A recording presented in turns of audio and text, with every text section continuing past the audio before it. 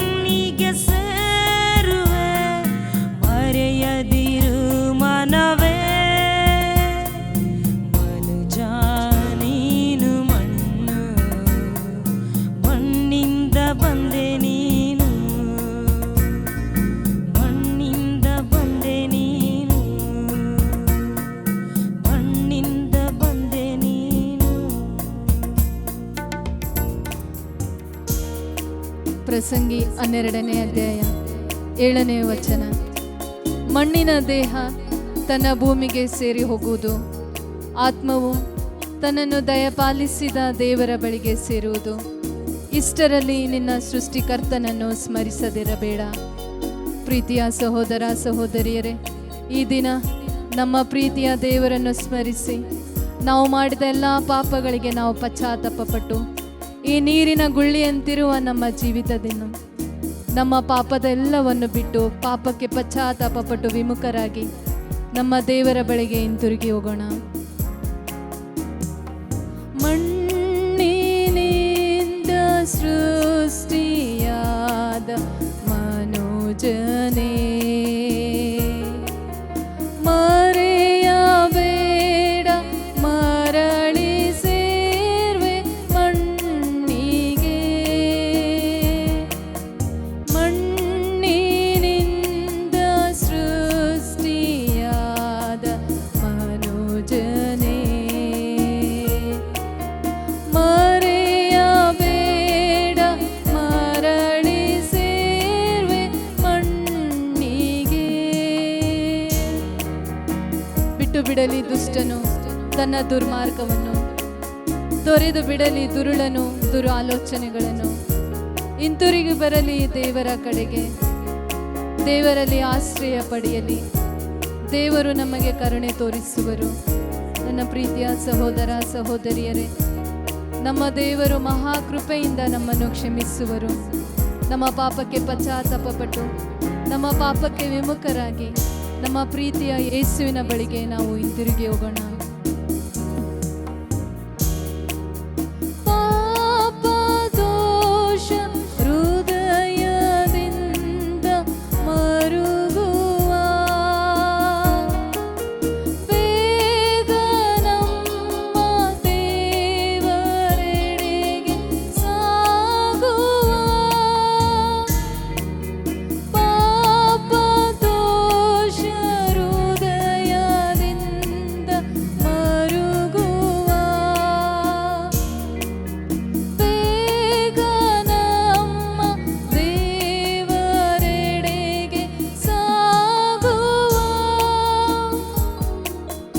ದಯಾವಂತ ಕರುಣಶೀಲ ದೇವರು, ಪಾಪ ದೋಷ ನಮಗೆ ಕ್ಷಮಿಸಿ ಬಿಡುವರು.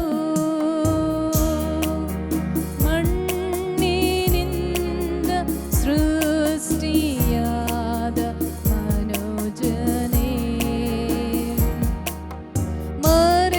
ಮರೆಯಬೇಡ ಮರಳಿ ಸೇವೆ ಮಣ್ಣಿಗೆ. ತಾನು ದೇವರನ್ನು ಪ್ರೀತಿಸುತ್ತೇನೆಂದು ಹೇಳುವ ಒಬ್ಬನು ತನ್ನ ಸಹೋದರನನ್ನು ದ್ವೇಷಿಸಿದರೆ ಅವನು ಸುಳ್ಳುಗಾರನು ಎಂಬುದಾಗಿ 1 ಯೋವಾನ 4ನೇ ಅಧ್ಯಾಯ 20ನೇ ವಚನದಲ್ಲಿ ನಾವು ನೋಡುತ್ತೇವೆ. ತಾನು ಕಂಡಿರುವ ತನ್ನ ಸಹೋದರರನ್ನು ದ್ವೇಷಿಸಿ ತಾನು ಕಾಣದಿರುವ ದೇವರನ್ನು ಪ್ರೀತಿಸಲು ಏಕೆ ಸಾಧ್ಯ ಎಂಬುದಾಗಿ ಈ ವಾಕ್ಯದಲ್ಲಿ ಬರೆಯಲ್ಪಟ್ಟಿದೆ. ಪ್ರಿಯರೇ, ನಮ್ಮ ಸುಳ್ಳಿನ ಜೀವಿತಕ್ಕೆ ನಾವು ವಿಮುಖರಾಗೋಣ. ಸತ್ಯದ ದಾರಿಯಲ್ಲಿ ನಡೆಯೋಣ. ದ್ವೇಷವನ್ನು ತ್ಯಜಿಸಿ ಪ್ರೀತಿಯಿಂದ ಐಕ್ಯತೆಯಿಂದ ಜೀವಿಸುತ್ತಾ ದೇವರ ಕೃಪೆಯಿಂದ ತುಂಬಿಸಲ್ಪಡೋಣ. ಸುಳ್ಳು ಬೇಡ, ಸತ್ಯ ಹಾದಿ ಹುಡುಕುವ, ದ್ವೇಷ ತ್ಯಜಿಸಿ ಐಕ್ಯದಿಂದ ಬಾಳುವ. ಸುಳ್ಳು ಬೇಡ, ಸತ್ಯ ಹಾದಿ ಹುಡುಕುವ,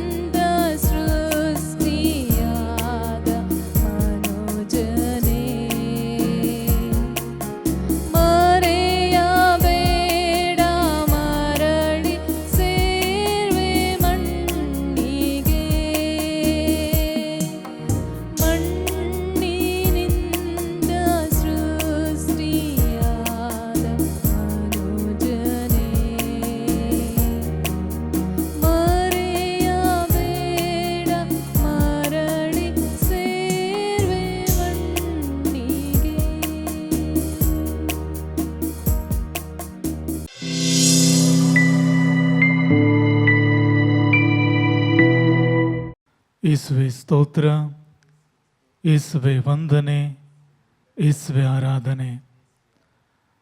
ಪ್ರಭು ಯೇಸುವಿನಲ್ಲಿ ನನ್ನ ಆತ್ಮೀಯ ಸಹೋದರ ಸಹೋದರಿಯರೇ, ವಿಭೂತಿ ಬುಧವಾರದೊಂದಿಗೆ ತಪಸ್ಸು ಕಾಲ ಪ್ರಾರಂಭವಾಗುತ್ತಿದೆ. ಈ 40 ದಿನದ ತೀವ್ರತೆ ಯೇಸು ಕ್ರಿಸ್ತರ ಪಾಡು ಮರಣ ವೇದನೆಗಳನ್ನು ಧ್ಯಾನಿಸಲು ತಾಯಿ ಧರ್ಮಸಭೆ ನಮಗೆ ಕೊಡುತ್ತಿರುವಂತಹ ಕರೆಯಾಗಿದೆ. ತಪಸ್ಸು ಕಾಲದ ಈ ಆರಂಭವನ್ನು ಸೂಚಿಸುವಂಥದ್ದೇ ಪಶ್ಚಾತ್ತಾಪದ ಪ್ರತಿಬಿಂಬವಾಗಿ ನಮ್ಮ ಹಣೆಗೆ ಹಾಕಲಿರುವಂತಹ ಈ ವಿಭೂತಿ. ಯೇಸುವಿನ ಪುನರುತ್ಥಾನದ ತಯಾರಿಯ ಹಿಂದೆ ಇರುವಂತಹ 40 ದಿನದ ವೇದನೆಗಳು ನಮ್ಮ ಆತ್ಮ, ಮನಸ್ಸು, ಶರೀರವನ್ನು ಶುದ್ಧಗೊಳಿಸ್ತದೆ. ಆದಿಕಾಂಡ 2ನೇ ಅಧ್ಯಾಯ 7ನೇ ವಾಕ್ಯ ನಮಗೆ ಬೋಧಿಸುವಂಥದ್ದು, ಹೀಗಿರಲು ದೇವರಾದ ಸರ್ವೇಶ್ವರ ನೆಲದ ಮಣ್ಣಿನಿಂದ ಮನುಷ್ಯನನ್ನು ರೂಪಿಸಿ ಅವನ ಮೂಗಿನಲ್ಲಿ ಜೀವ ಶ್ವಾಸವನ್ನು ಊದಿದರು, ಆಗ ಮನುಷ್ಯನು ಜೀವಾತ್ಮನಾದನು. ನೆಲದ ಮಣ್ಣಿನಿಂದ ಮನುಷ್ಯನ ಆಕಾರವನ್ನು ಮಾಡಿ ಮೂಗಿಗೆ ಜೀವವನ್ನು ಊದುವಾಗ, ಶ್ವಾಸವನ್ನು ಊದುವಾಗ ಆತ ಜೀವಾತ್ಮನಾದ. ನೆಲದ ಮಣ್ಣಿನಿಂದ ಬಂದ ಮನುಷ್ಯ ಮರಳಿ ಮಣ್ಣಿಗೆ ಹೋಗುವುದೇ ದೈವ ನಿಯಮ. ಸಿರಾಕ 10ನೇ ಅಧ್ಯಾಯ 9ನೇ ವಾಕ್ಯ ನಮಗೆ ಬೋಧಿಸ್ತದೆ, ಮಣ್ಣು ಬೂದಿ ಆಗಿರುವ ಮಾನವ ನೀನು ಉಬ್ಬಿಕೊಳ್ಳುವುದೆಂತೂ, ಅವನು ಬದುಕಿರುವಾಗಲೇ ಕರುಳು ಕೊಳೆದು ಹೋಗುವುದುಂಟು. ಮನುಷ್ಯ ಸುಟ್ಟರೆ ಬೂದಿ, ಇಟ್ಟರೆ ಮಣ್ಣು. ಸತ್ತ ನಂತರ ವ್ಯಕ್ತಿಯನ್ನು ನೀನು ಬೆಂಕಿಗೆ ಹಾಕುವುದಾದರೆ ಒಂದಿಡಿ ಬೂದಿ, ಮಣ್ಣಿಗೆ ಹಾಕುವುದಾದರೆ ಒಂದಿಡಿ ಮಣ್ಣು. ಈ ವ್ಯಕ್ತಿ ಎಂಥ ಸೌಂದರ್ಯವಿರಲಿ, ಎಷ್ಟೇ ಜ್ಞಾನವಿರಲಿ, ಹೇಗೆ ಇರಲಿ, ಆದರೆ ವ್ಯಕ್ತಿಯ ಅಂತ್ಯ 2 ಹಂತದಲ್ಲಿ ನಾವು ಸಿರಾಕನ ಗ್ರಂಥದಲ್ಲಿ ನೋಡ್ತೇವೆ. ಒಂದು ಬೂದಿ, ಇನ್ನೊಂದು ಮಣ್ಣು. ಮಣ್ಣು ಬೂದಿಯಾಗಿರುವ ನೀನು ದೇವರ ಮುಂದೆ ಉಬ್ಬಿಕೊಳ್ಳಲು ಎಷ್ಟರವನು ಎಂಬುದಾಗಿ ಸಿರಾಕನ ಮೂಲಕ ದೇವರ ವಾಕ್ಯ ನಮಗೆ ಬೋಧಿಸ್ತದೆ. ಹಾಗಾಗಿ ನಾನು ನನ್ನದು ಅಹಂಭಾವನೆಗಳನ್ನು ಬಿಡಲು ನೀನು ಮಣ್ಣು, ನೀನು ಬೂದಿ ಎಂಬುದನ್ನು ನಮಗೆ ನೆನಪು ಮಾಡಿಕೊಡುವುದೇ ಈ ವಿಭೂತಿ ಬುಧವಾರ. 3ನೇದಾಗಿ ಸಿರಾಕ 7ನೇ ಅಧ್ಯಾಯ 36ನೇ ವಾಕ್ಯ ಹೇಳುತ್ತೆ, ನಿನ್ನ ಅಂತ್ಯವನ್ನು ಸ್ಮರಿಸಿಕೋ ಎಲ್ಲ ವ್ಯವಹಾರಗಳಲ್ಲೂ, ಆಗ ನೀನು ಪಾಪದಲ್ಲಿ ಬೀಳುವುದಿಲ್ಲ ಎಂದಿಗೂ. ನೀನು ಮಾಡುವ ಎಲ್ಲ ಚಟುವಟಿಕೆಗಳಲ್ಲಿ, ಎಲ್ಲ ಆಲೋಚನೆಗಳಲ್ಲಿ ನಿನ್ನ ಅಂತ್ಯವನ್ನು ನೆನೆಸಿಕೋ, ಆಗ ನೀನು ಪಾಪದಲ್ಲಿ ಬೀಳುವುದಿಲ್ಲ. ವ್ಯಕ್ತಿ ಪಾಪದಲ್ಲಿ ಬೀಳುವಾಗ ತನ್ನ ಮನಸ್ಸಿನ ಸ್ಥಿತಿ ಯಾರೂ ಇಲ್ಲ, ಯಾರಿಗೂ ಗೊತ್ತಿಲ್ಲ. ಇದು ನನ್ನ ಶರೀರದ ದುರಿಚ್ಛೆ, ಇದು ನನ್ನ ಒಂದು ತೀರಿದರೆ ಸಾಕು ಎಂಬ ಮನೋಭಾವದಲ್ಲಿ ಹೋಗ್ತಾನೆ. ಆದರೆ ಸಿರಾಕ 7:36 ನಮಗೆ ಹೇಳುವಂಥದ್ದು, ನಿನ್ನ ಅಂತ್ಯ ಕಾಲವನ್ನು ಸ್ಮರಿಸಿಕೋ ಎಲ್ಲ ವ್ಯವಹಾರಗಳಲ್ಲಿ, ಆಗ ನೀ ಪಾಪದಲ್ಲಿ ಬೀಳುವುದಿಲ್ಲ. ಇಂದು ನಾವು ಪಾಪದಲ್ಲಿ ಪದೇ ಪದೇ ಬೀಳುತ್ತಿದ್ದೇವೆ ಎಂದರೆ ಅಂತ್ಯದ ಭಯವಿಲ್ಲ. ನಾನು ಮಣ್ಣು, ನಾನು ಬೂದಿ ಎಂಬ ಪರಿಜ್ಞಾನವಿಲ್ಲ.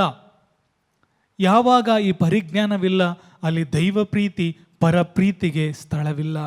ನಿನ್ನ ಅಂತ್ಯವೇ ನಿನ್ನ ಮರಣ, ನಿನ್ನ ಮರಣದ ಧ್ಯಾನವೇ ಪಾವಿತ್ರತೆಗೆಡೆಗೆ ಕರೆಯೊಯ್ಯುತ್ತದೆ. ಈ ಮರಣ ಹೊಂದುವ ಮೊದಲೇ ಯೇಸು ಕ್ರಿಸ್ತರು ನಮ್ಮೆಲ್ಲರ ಪಾಪಕ್ಕಾಗಿ ಶಿಲುಬೆ ಏರಿ ಮೃತರಾಗಿ ಪುನರುತ್ಥಾನರಾಗಿ ನಮ್ಮ ಮಧ್ಯೆ ಜೀವಿಸುತ್ತಿದ್ದಾರೆ. ಇಂತಹ ಯೇಸು ಕ್ರಿಸ್ತರ ಪಾಡು ಮರಣ ವೇದನೆಗಳನ್ನು ಧ್ಯಾನಿಸುವಾಗ ನಾವು ಅವರ ಮಕ್ಕಳಾಗಲು ಪವಿತ್ರತೆಗೆ ಕರೆ ಹೊಂದಲು ಸಾಧ್ಯ. ಇಂದಿನ ಶುಭ ಸಂದೇಶದಲ್ಲಾಗಲಿ, 1 ಮತ್ತು 2ನೇ ವಾಕ್ಯದಲ್ಲಾಗಲಿ ನಾವು ನೋಡುವಂತಹ ಸತ್ಯ ಮನ ಪರಿವರ್ತನೆ. 1ನೇ ವಾಚನ ಯೋವೇಲನ ಗ್ರಂಥದಿಂದ ನಾವು ನೋಡಿದ್ದೇವೆ ದಿವ್ಯ ಬಲಿಪೂಜೆಯಲ್ಲಿ, ನಿಮ್ಮ ಉಡುಪುಗಳನ್ನೆಲ್ಲ ಹೃದಯವನ್ನು ಸೀಳಿ. ಉಡುಪುಗಳನ್ನು ಅರಿಯುವುದು ಬಹಳ ಸುಲಭ, ಆದರೆ ಹೃದಯವನ್ನು ಅರಿಯುವುದು, ಒಳಗೆ ಪಶ್ಚಾತ್ತಾಪ ಬರುವುದು, ಇನ್ನು ನನಗೆ ಪಾಪ ಬೇಡ ಎಂಬ ದಾಹ ಬರುವಂಥದ್ದು ಬಟ್ಟೆ ಅರಿಯುವುದರಿಂದಲ್ಲ, ಬದಲಿಗೆ ಹೃದಯವನ್ನು ಅರಿಯುವುದರಿಂದ ಮಾತ್ರ. 2 ಕೊರಿಂಥ 5ನೇ ಅಧ್ಯಾಯದಲ್ಲಿ ಇಂದಿನ 2ನೇ ವಾಚನವನ್ನು ನೋಡಿದೆವು. ದೇವರೊಂದಿಗೆ ಸಂಧಾನ ಮಾಡಿಕೊಳ್ಳಿರಿ, ಇದೇ ಅಪ್ರಸ್ತುತ ಕಾಲ, ಇದೇ ಅಪ್ರಸನ್ನತೆಯ ಕಾಲ. ಈ ತಪಸ್ಸು ಕಾಲವೇ ಆ ಪ್ರಸನ್ನತೆಯ ಕಾಲ. ನಿನ್ನ ಪಾಪಕ್ಕಾಗಿ ದುಃಖಿಸುವ, ಮಾಡಿದ ಪಾಪಕ್ಕೆ ಪ್ರತಿಯಾಗಿ ಸಂಭಾವನೆಯನ್ನು ನಿನ್ನ ವೇದನೆಗಳಲ್ಲಿ, ಉಪವಾಸಗಳಲ್ಲಿ, ದಾನ ಧರ್ಮಗಳ ಮೂಲಕ ತೀರಿಸಿಕೊಳ್ಳುವ ಕಾಲ ಈ ಪರಿಶುದ್ಧ ಕಾಲ. ಮೂರನೇದಾಗಿ ನಾವು ಶುಭ ಸಂದೇಶದಲ್ಲಿ ನೋಡ್ತೇವೆ, ಮತ್ತಾಯ 6ನೇ ಅಧ್ಯಾಯದಲ್ಲಿ, ನಿನ್ನ ಅಂತರಂಗದಲ್ಲಿ ನಡೆಯುವುದನ್ನು ನೋಡುವ ದೇವರು ನಿನಗೆ ಪ್ರತಿಫಲವನ್ನು ಕೊಡುವರು. ಈ ದಿನ ಈ 40 ದಿನದ ಪ್ರಯಾಣದಲ್ಲಿ ನನ್ನನ್ನು ನೋಡಬೇಕಾದದ್ದು ದೇವರು, ನನ್ನ ಪ್ರಾರ್ಥನೆಯನ್ನು ಅಂಗೀಕರಿಸಬೇಕಾದದ್ದು ದೇವರು, ನನ್ನನ್ನು ಮೆಚ್ಚಿಕೊಳ್ಳಬೇಕಾದವರು ದೇವರು. ಅಂತ ದೇವರ ಸಾನ್ನಿಧ್ಯದಲ್ಲಿ ನಮ್ಮನ್ನು ಸಮರ್ಪಿಸಿ ಪ್ರಾರ್ಥಿಸುವ ಪ್ರಿಯರೇ, ಈ ವಾಕ್ಯವನ್ನು ಆಲಿಸ್ತಿರುವ ನಾವು ಒಂದು ಕ್ಷಣ ನಮ್ಮೆರಡು ಕರಗಳನ್ನು ಹೃದಯದ ಮೇಲಿಡುವ, ಕಣ್ಣುಗಳನ್ನು ಮುಚ್ಚುವ, ಈ ಪ್ರಾರ್ಥನೆಯನ್ನು ಪುನರಾವರ್ತಿಸಿ ಹೇಳುವ, ಪ್ರಭು ಯೇಸುವೆ, ಪ್ರಭು ಯೇಸುವೆ, ನನ್ನ ಮನಸ್ಸನ್ನು, ಆತ್ಮವನ್ನು, ಶರೀರವನ್ನು, ಜ್ಞಾನವನ್ನು, ನನ್ನ ಹೃದಯವನ್ನು, ನನ್ನ ಜೀವಿತವನ್ನು, ನನ್ನ ಕುಟುಂಬವನ್ನು, ರಕ್ತ ಸಂಬಂಧಿಕರನ್ನು, ನನ್ನೆಲ್ಲ ಶತ್ರುಗಳನ್ನು, ಇಡೀ ಸೃಷ್ಟಿ ಸಮಸ್ತವನ್ನು ನಿಮ್ಮ ಪರಿಶುದ್ಧ ಹೃದಯಕ್ಕೂ, ನಿಮ್ಮ ಪರಿಶುದ್ಧ ರಕ್ತಕ್ಕೂ, ಮಾತೆ ಮರಿಯಮ್ಮನವರ ನಿಷ್ಕಳಂಕ ಹೃದಯಕ್ಕೂ ಸಮರ್ಪಿಸುತ್ತಾ ಪ್ರತಿಷ್ಠಾಪಿಸುತ್ತಾ ನಾನು ಪ್ರಾರ್ಥಿಸುತ್ತಿದ್ದೇನೆ. ನಿಮ್ಮ ಪವಿತ್ರ ರಕ್ತದ ಬುಗ್ಗೆಯಲ್ಲಿ ನಾನು ಆಶ್ರಯಿಸಿಕೊಂಡಿದ್ದೇನೆ.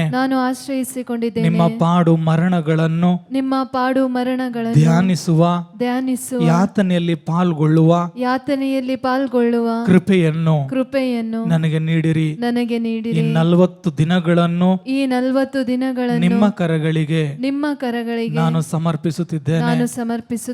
ಶಿಲುಬೆಯ ವೇದನೆ, ಯಾತನೆ, ಮರಣದಲ್ಲಿ ಪಾಲ್ಗೊಳ್ಳುವ ಶರೀರವನ್ನು, ಲೋಕವನ್ನು, ಪಿಶಾಚಿಯನ್ನು ಜಯಿಸುವ ಕೃಪೆಯನ್ನು ನನಗೆ ನೀಡಿರಿ. ಆಮೇನ್. ತಾಯಿ ಮರಿಯಳಲ್ಲಿ ಪ್ರಾರ್ಥಿಸೋಣ.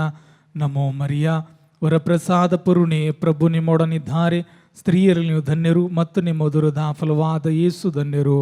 ಪರಿಶುದ್ಧ ಮರಿಯ ದೇವ ಮಾತೆಯೇ, ಪಾಪಿಗಳಾಗಿರುವ ನಮಗಾಗಿ ಈಗಲೂ ನಮ್ಮ ಮರಣದ ಸಮಯದಲ್ಲಿಯೂ ಪ್ರಾರ್ಥಿಸಿರಿ. ಆಮೇನ್. ಪಿತನಿಗೂ ಸುತನಿಗೂ ಮತ್ತು ಪವಿತ್ರಾತ್ಮರಿಗೆ ಮಹಿಮೆ ಉಂಟಾಗಲಿ, ಆದಿಯಲ್ಲಿ ಇದ್ದ ಹಾಗೆ ಈಗಲೂ ಯಾವಾಗಲೂ ಈಗ ಏಕಾಂತರಕ್ಕೂ. ಆಮೇನ್. ಪ್ರಭು ಯೇಸುವಿನಲ್ಲಿ ಆತ್ಮೀಯರೇ, ವಿಭೂತಿ ಬುಧವಾರ ಅಥವಾ ಬೂದಿ ಬುಧವಾರ ಎಂಬುವಂಥದ್ದು ಐತಿಹಾಸಿಕ ಹಾಗೂ ಧಾರ್ಮಿಕ ನಿಯಮಗಳನ್ನು ಒಳಗೊಂಡಿದೆ. ಈ ಪದ್ಧತಿಯು ಪ್ರಾಚೀನ ಸಂಪ್ರದಾಯಗಳಿಂದ ಬಂದಿದೆ. ಈ ಬೂದಿ ಪಶ್ಚಾತ್ತಾಪ ಮತ್ತು ನರ್ಮತೆಯ ಚಿಹ್ನೆಯಾಗಿ ಬಳಸಲಾಗುತ್ತದೆ.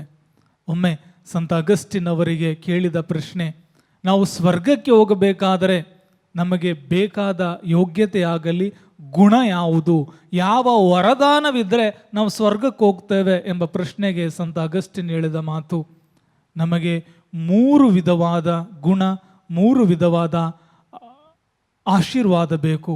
ಅದರಲ್ಲಿ ಮೊದಲನೇದಾಗಿ ವಿಧೇಯತೆ, ಎರಡನೇದಾಗಿ ವಿಧೇಯತೆ, ಮೂರನೇದಾಗಿ ವಿಧೇಯತೆ. ವಿಧೇಯತೆ ಇಲ್ಲದೆ ಪಶ್ಚಾತ್ತಾಪ ಪಡಲು ಸಾಧ್ಯವಿಲ್ಲ. ವಿಧೇಯತೆ ಮನೋಭಾವವಿಲ್ಲದೆ ದೇವರ ವಾಕ್ಯವನ್ನು ಪಡೆಯಲು ಸಾಧ್ಯವಿಲ್ಲ. ವಿಧೇಯತೆ ವರದಾನವಿಲ್ಲದೆ ಸ್ವರ್ಗಕ್ಕೆ ಹೋಗಲು ಸಾಧ್ಯವಿಲ್ಲ ಎಂಬುದಾಗಿ ಈ ಮಹಾಸಂತರು ನಮಗೆ ಬೋಧಿಸುತ್ತಾರೆ. ಹಾಗಾಗಿ ಈ ವಿಧೇಯತೆ ಬರುವುದೇ ಈ 40 ದಿನಗಳಲ್ಲಿ ತಗ್ಗಿಸಿಕೊಂಡು ಈ ವಿಧೇಯತೆ ಒಳಗಿನ ಪಶ್ಚಾತ್ತಾಪ, ಮನ ಪರಿವರ್ತನೆಯನ್ನು ನಾವು ನೋಡಲು ಸಾಧ್ಯ. ಈ ಸಂಸ್ಕಾರವು ಮಾನವ ಜೀವನದ ಸೂಕ್ಷ್ಮತೆ ಮತ್ತು ಮನ ತಿರುಗಿ ಬರಲು ಕರೆಯನ್ನು ನೀಡ್ತದೆ. ವಿಭೂತಿ ಬುಧವಾರದಲ್ಲಿ ಬಳಸುವಂಥ ವಿಭೂತಿಯು ಕಳೆದ ವರ್ಷದ ಗರಿಗಳ ಭಾನುವಾರದ ದಿನ ಗುರುಗಳು ಮಂತ್ರಿಸಿ ಆ ಗರಿಗಳನ್ನು ಹಿಡಿದು ದೇವಾಲಯಕ್ಕೆ ಓಜಾನ ಓಜಾನ ಎಂದು ನಾವು ಹೋದಂತಹ ಗರಿಗಳ ಬೂದಿಯಾಗಿದೆ. ಇನ್ನೊಂದು ಅರ್ಥವನ್ನು ನೋಡೋದಾದರೆ, ಯಾವ ಗರಿಗಳನ್ನು ಹಿಡಿದು ನಾವು ಪ್ರಭುವನ್ನು ಸ್ತುತಿಸಿದೆವೋ, ಆರಾಧಿಸಿದೆವೋ, ಆಶೀರ್ವದಿಸಲ್ಪಟ್ಟಿದೆಯೋ ಆ ಗರಿಗಳು ಇಂದು ಬೂದಿಯಾಗಿ ನಮ್ಮ ಹಣೆಯಲ್ಲಿದೆ. ಕಾರಣ ನಮ್ಮ ಬಾಯಲ್ಲಿ ಶಾಪವೂ ಇದೆ, ಆಶೀರ್ವಾದವೂ ಇದೆ. ನಾವು ಶುಭ ಸಂದೇಶದಲ್ಲಿ ನೋಡುವುದಾದರೆ, ಯಾವ ಬಾಯಿಂದ ಒಜಾನ್ನ ಒಜಾನ್ನ ಎಂಬುದಾಗಿ ಹಾಡಿ ಕೂಗಿದರೋ ಅದೇ ಬಾಯಿಂದ ಆತನನ್ನು ಧಿಕ್ಕರಿಸಿದರು, ಆತನನ್ನು ಶಿಲುಬೆಗೇರಿಸಿ ಎಂದು ಬೊಬ್ಬೆ ಹಾಕಿದರು. ನಾವು ದೇವರನ್ನು ಸ್ತುತಿಸಿ ಆರಾಧಿಸುವ ಬಾಯಲ್ಲಿ ಸಾಕ್ಷಿ ಹೇಳುವ ಬದಲು ನಮ್ಮ ಮನಸ್ಸನ್ನು, ಶರೀರವನ್ನು, ಆತ್ಮವನ್ನು ಪಾಪದಿಂದ ಮಲಿನಗೊಳಿಸ್ತವೆ. ಈ ಪ್ರಬೋಧನೆ ನಂತರ ಗುರುಗಳು ಹಾಕಲಿರುವಂತಹ ಆ ವಿಭೂತಿಯು 2 ವಾಕ್ಯಗಳನ್ನು ಗುರುಗಳು ಹೇಳುತ್ತಾರೆ. ಮೊದಲನೇದಾಗಿ, ಮನುಷ್ಯ ನೀನು ಮಣ್ಣೆಂದು ಮರಳಿ ಮಣ್ಣಿಗೆ ಹೋಗೆಂದು ನೆನೆಸಿಕೋ. ನೀನು ಮಣ್ಣು ಬೂದಿ ಎಂಬುದನ್ನು ನೆನಪು ಮಾಡುವುದೇ ವಿಭೂತಿ. ಈ ಬೂದಿಯು ನಮ್ಮನ್ನು, ಪಶ್ಚಾತ್ತಾಪವನ್ನು ನಮಗೆ ಮೂಡಿಸುತ್ತದೆ, ದೀನತೆಯನ್ನು, ವಿಧೇಯತೆಯನ್ನು ನಮ್ಮಲ್ಲಿ ಭರಿಸುತ್ತದೆ. ಆದಿಕಾಂಡ 3ನೇ ಅಧ್ಯಾಯ 19ನೇ ವಾಕ್ಯವನ್ನು ಈ ವಾಕ್ಯ ಒಳಗೊಂಡಿದೆ. ನೀನು ಉತ್ಪತ್ತಿಯಾದ ಮಣ್ಣಿಗೆ ಮರಳಿ ಸೇರುವ ತನಕ ಗಳಿಸಬೇಕು ಕವಳವನ್ನು ನೆತ್ತಿ ಬೆವರಿಡುತ್ತಾ. ಮಣ್ಣಿನಿಂದಲೇ ಬಂದವನು ನೀನು, ಮರಳಿ ಮಣ್ಣಿಗೆ ಸೇರತಕ್ಕವನು. ಇದು ಈ ವಾಕ್ಯ. ನೀ ಮಣ್ಣಿನಿಂದ ಬಂದಿದ್ದೀಯಾ, ಮಣ್ಣಿಗೆ ಹೋಗ್ತೀಯ. ಇದು ಧ್ಯಾನದ ಮೊದಲ ದಿನದ ಆಂತರಿಕ ಬದಲಾವಣೆ, ಧ್ಯಾನದ ಅಂಶವಾಗಿದೆ. ಇನ್ನು 2ನೇ ವಾಕ್ಯ, ಮನತಿರುಗಿ ಶುಭ ಸಂದೇಶವನ್ನು ವಿಶ್ವಾಸಿಸಿರಿ. ಈ ವಾಕ್ಯ ಮಾರ್ಕ 1ನೇ ಅಧ್ಯಾಯ 15ನೇ ವಾಕ್ಯದಿಂದ ಆರಿಸಿಕೊಳ್ಳದಂಥ ವಾಕ್ಯ. ಕಾಲವು ಪರಿಪಕ್ವವಾಗಿದೆ, ದೇವರ ಸಾಮ್ರಾಜ್ಯವು ಸಮೀಪಿಸಿದೆ, ಪಶ್ಚಾತ್ತಾಪಪಟ್ಟು ಪಾಪ ಜೀವನಕ್ಕೆ ವಿಮುಖರಾಗಿರಿ, ದೇವರಿಗೆ ಅಭಿಮುಖರಾಗಿರಿ, ಶುಭ ಸಂದೇಶದಲ್ಲಿ ವಿಶ್ವಾಸವಿಡಿ ಎಂದು ಘೋಷಿಸಿದರು. ಸಂತ ಸ್ನಾನಿಕ ಯೋಹಾನರ, ಪ್ರಭು ಯೇಸು ಕ್ರಿಸ್ತರ ಆ ಮೊದಲ ಪ್ರಾರಂಭದ ಆ ಬೋಧನೆಯೇ ಪಶ್ಚಾತ್ತಾಪಪಟ್ಟು ದೇವರಿಗೆ ವಿಮುಖರಾಗಿರಿ. ವರ್ಷವಿಡೀ ನಾವು ಪಶ್ಚಾತ್ತಾಪ ಪಡುತ್ತೇವೆ ಪಾಪ ಮಾಡಿದಾಗ, ಆದರೆ ವಿಶೇಷ ಕೃಪೆ, ವಿಶೇಷ ಬಿಡುಗಡೆ ಹಾಗೂ ಯಾತನೆಗಳಲ್ಲಿ ನಾವು ಒಂದಾಗುವಂಥ ಈ 40 ದಿನಗಳು ತಾಯಿ ಧರ್ಮಸಭೆ ನಮಗೆ ನೀಡಿರುವ ನೀತಿಯಾಗಿದೆ. ಈ ವಿಭೂತಿ ಬುಧವಾರದ ತಪಸ್ಸು ಕಾಲದ ಮಹತ್ವ, ಮೊದಲನೇದಾಗಿ ನಾವು ದೇವರ ಬಳಿಗೆ ಬರಲು ಕರೆಯನ್ನು ನೀಡುತ್ತದೆ. ಈ ಬೂದಿ ಬುಧವಾರ ಆತ್ಮ ಪರಿಶೀಲನೆ ಮತ್ತು ಆಧ್ಯಾತ್ಮಿಕ ನವೀಕರಣದ ಅವಧಿಯನ್ನು ಪ್ರಾರಂಭಿಸ್ತದೆ. ಕ್ರೈಸ್ತ ವಿಶ್ವಾಸಿಗಳನ್ನು ತಮ್ಮ ಜೀವನದಲ್ಲಿ ಪ್ರತಿಬಿಂಬಿಸಲು, ತಮ್ಮ ಪಾಪಗಳನ್ನು ಗುರುತಿಸಲು ಮತ್ತು ದೇವರೊಂದಿಗೆ ಸಂಧಾನ ಪಡಿಸುವಂತಹ ಕಾರ್ಯ, ಆಹ್ವಾನ ಈ ಬೂದಿ ಬುಧವಾರ. 7 ಧರ್ಮಸಭೆ ಬೋಧಿಸುವ 7 ಮಹಾಪಾಪಗಳು: ಅಹಂಕಾರ, ದುರಾಸೆ, ಕಾಮುಕತನ, ಅಸೂಯೆ, ಹೊಟ್ಟೆಬಾಕತನ, ಕ್ರೋಧ, ಸೋಮಾರಿತನ. ಕೆಲವೊಮ್ಮೆ ಘೋರ ಪಾಪವಾಗಿ ಕಂಡರೆ ಕೆಲವೊಂದು ಘೋರ ದುರಾತ್ಮಗಳಾಗಿ ಕಾಣ್ತವೆ. ಹಾಗಾಗಿ ಇಂತಹ ಘೋರ ಪಾಪದಿಂದ ಹೊರಬರಲು ಒಳ್ಳೆಯ ಪಶ್ಚಾತ್ತಾಪ, ಒಳ್ಳೆಯ ಪಾಪ ನಿವೇದನೆ, ಆ ಪಾಪಕ್ಕೆ ಪ್ರಾಯಚಿತ್ತವಾಗಿ ಉಪವಾಸ, ಧ್ಯಾನ ಧರ್ಮ, ಅದರೊಂದಿಗೆ ಶಿಲುಬೆಯಾದಿಯಲ್ಲಿ ಒಂದಾಗುವಂಥದ್ದು. ಇದು ಒಳ್ಳೆಯ ಬಿಡುಗಡೆಗೆ ನಮಗೆ ಪೂರಕವಾಗ್ತದೆ. ಸಂತ ದ್ವಿತೀಯ ಜಾನ್ ಪಾಲ್ ಅವರು ನಮಗೆ ಹೇಳುವಂಥದ್ದು, ತಪಸ್ಸು ಕಾಲವನ್ನು ಬಹಳ ಗಂಭೀರವಾಗಿ ನಾವು ಪ್ರಾರ್ಥಿಸಬೇಕು, ಪ್ರಾರ್ಥನೆಯಲ್ಲಿ ಕೈಗೊಳ್ಳಬೇಕು. ಪಶ್ಚಾತ್ತಾಪ ಮತ್ತು ಇತರ ಅಗತ್ಯಗಳಿಗೆ ಗಮನ ಕೊಡುವ ಸಮಯವೊಂದು ನಾನು ಹೊತ್ತಿ ಹೇಳುತ್ತೇನೆ.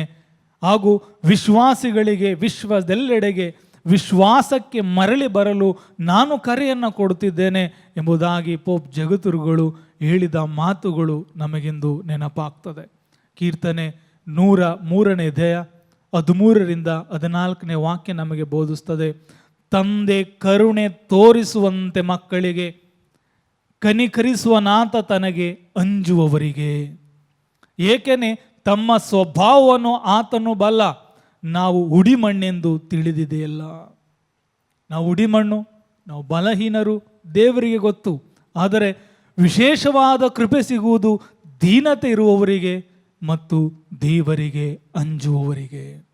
ನಾ ದೇವರಿಗೆ ಅಂಜುವಾಗ, ವಿಧೇಯತೆಯಿಂದ ಜೀವಿಸುವಾಗ ದಿವ್ಯ ಜ್ಞಾನವು, ಅಭಿಷೇಕವು, ಹೊಸ ರೀತಿಯ ಕೃಪಾ ವರಗಳನ್ನು ದೇವರು ನಮಗೆ ನೀಡುತ್ತಾರೆ. 2ನೇದಾಗಿ ವಿಭೂತಿ ಬುಧವಾರ ತಪಸ್ಸು ಕಾಲದ ಸಿದ್ಧತೆ. ಈ ತಪಸ್ಸು ಕಾಲ ನಾವು 40 40 ದಿನಗಳು ನಾವು ಆಚರಿಸ್ತೇವೆ. ಯೇಸು ಕ್ರಿಸ್ತರು ಮರಳುಗಾಡಿನಲ್ಲಿ ಮಾಡಿದ, ಬೆಂಗಾಡಿನಲ್ಲಿ ಮಾಡಿದ 40 ದಿನಗಳನ್ನು ಪ್ರತಿಬಿಂಬಿಸುವಂಥದ್ದು ಈ ಉಪವಾಸ, ಪ್ರಾರ್ಥನೆ, ತಪಸ್ಸು ಕಾಲ. ಮೋಶೆ ಸೀನಾಯಿ ಬೆಟ್ಟದಲ್ಲಿ 10 ಆಜ್ಞೆಗಳನ್ನು ತೆಗೆದುಕೊಂಡು ಬರುವಾಗಲೂ 40 ದಿನ ಉಪವಾಸ ಪ್ರಾರ್ಥಿಸಿದ. ಜೋಸೆಫನು ಹಳೆ ಒಡಂಬಡಿಕೆಯಲ್ಲಿ ತೀರೋದಾಗಲೂ ಕೂಡ ಅವನ ಶವದ ಮುಂದೆ 40 ದಿನ ರೋಧಿಸಿದರು. ಯೇಸು ಸ್ವಾಮಿ ಪವಿತ್ರಾತ್ಮ ಭರಿತರಾಗಿ ದೀಕ್ಷಾ ಸ್ನಾನವನ್ನು ಪಡೆದು ನೇರವಾಗಿ ಪವಿತ್ರಾತ್ಮರ ಬೆಂಗಾಡಿಗೆ ಕರೆದುಕೊಂಡು ಹೋದದ್ದೇ 40 ದಿನ ಪ್ರಾರ್ಥಿಸಲು. ಹಾಗಾಗಿ ಈ 40 ದಿನ ಸಂಪೂರ್ಣತೆಯನ್ನು ಒಳಗೊಂಡಿದೆ. ಹಾಗಾಗಿ ಪಾಪವನ್ನು ಬಿಡುವುದು 40 ದಿನ ಮಾತ್ರವಲ್ಲ, ನಾನು ಸ್ವರ್ಗಕ್ಕೆ ಹೋಗುವ ದಿನದವರೆಗೂ ಬೇಕಾದ ದೀನತೆ, ಪಾವಿತ್ರತೆಯನ್ನು ತುಂಬಿಸಿಕೊಳ್ಳುವಂತಹ ಕೃಪೆ ಸಿಗುವುದು ಈ 40 ದಿನದಲ್ಲಿ. ಮೂರನೇದಾಗಿ ಮರಣಶೀಲತೆ ಮತ್ತು ದೇವರ ಮೇಲಿನ ಅವಲಂಬಿಕೆಯ ಸಂಕೇತ. ನಾನು ಉಡಿಮಣ್ಣು, ನಾನು ಬೂದಿ, ಹಾಗಾಗಿ ನಾ ದೇವರನ್ನು ಆಶ್ರಯಿಸಿ ಜೀವಿಸ್ತೇನೆ. ನೋಡಿ, ಮೊಟ್ಟೆ ಒಡೆದು ಮೊಟ್ಟೆ ಒಳಗಿಂದ ಮರಿ ಬಂದಾಗ ತಾಯಿ ಪಕ್ಷಿಯು ಮರಿಗಳ ಬಾಯಿಗೆ ಆಹಾರವಾಗ್ತದೆ. ಅಲ್ಲಿ ಆ ಮರಿಗಳು ಆಧರಿಸಿರುವುದು ತಾಯಿ ಪಕ್ಷಿಯನ್ನು ಮಾತ್ರ. ಈ ತಾಯಿ ಪಕ್ಷಿಯು ಕೂಡ ಒಮ್ಮೆ ಆ ಮರಿ ಬೆಳೆದಾಗ ಬಾಯಿಗೆ ಹಾಕುವುದನ್ನು ನಿಲ್ಲಿಸ್ತದೆ, ಬದಲಿಗೆ ತಂದ ಆಹಾರವನ್ನು ನೆಲದ ಮೇಲಿಟ್ಟು ತಿನ್ನಲು ಹೇಳ್ಕೊಡ್ತದೆ. ಮೂರನೇದಾಗಿ ಬೇಟೆ ಆಡುವುದನ್ನು, ಹೇಗೆ ಹೊಟ್ಟೆಯನ್ನು ತುಂಬಿಸಬೇಕು ಎಂಬುದನ್ನು ಕೂಡ ಹೇಳಿಸಿಕೊಡ್ತದೆ. ಆದರೆ ಕಥೋಲಿಕ ಧರ್ಮಸಭೆ ನಮಗೆ ಬೋಧಿಸುವಂಥದ್ದು ಪಕ್ಷಿಗೆ ಬಾಯಿಗೆ ಹೇಗೆ ತಾಯಿ ಮರಿ ಆಹಾರವಾಗ್ತದೋ ಹಾಗೆ ನಮಗೆ ಬಾಯಿಗೆ ತಂದೆಯಾದ ದೇವರು ಧರ್ಮಸಭೆ ಮೂಲಕ ಯಾಜಕರ ಕರಗಳಿಂದ ಕೊಡುತ್ತಿರುವಂಥದ್ದು ಪರಮ ಪ್ರಸಾದ. ಹಾಗಾಗಿ ನಾನು ಕೈಯಲ್ಲಿ ಇಸ್ಕೊಳ್ತೀನ, ನಾಲಿಗೆಯಲ್ಲಿ ಇಸ್ಕೊಳ್ತೀನ, ನಾವು ನಾಲಿಗೆಯಲ್ಲಿ ಇಸ್ಕೊಳ್ಳೋದು ಬಹಳ ಆಧ್ಯಾತ್ಮಿಕವಾಗಿದೆ, ಗೌರವವಾಗಿದೆ, ವಿಧೇಯತೆಯಾಗಿದೆ. ನಾವು ಬಾಯಲ್ಲಿ ತೆಗೆದುಕೊಳ್ಳುವಾಗ ಆ ದೇವರ ದಿವ್ಯ ಕೃಪೆಯನ್ನು, ಆಶೀರ್ವಾದವನ್ನು ತಗೊಳ್ತಿದ್ದೀವಿ. ಪರಮ ಪ್ರಸಾದವನ್ನು ಎಷ್ಟೋ ಬಾರಿ ಒಳ್ಳೆಯ ಪಾಪ ನಿವೇದನವಿಲ್ಲದೆ, ಒಳ್ಳೆಯ ಪಶ್ಚಾತ್ತಾಪವಿಲ್ಲದೆ ನಾವು ಸ್ವೀಕರಿಸಿದ್ದೇವೆ.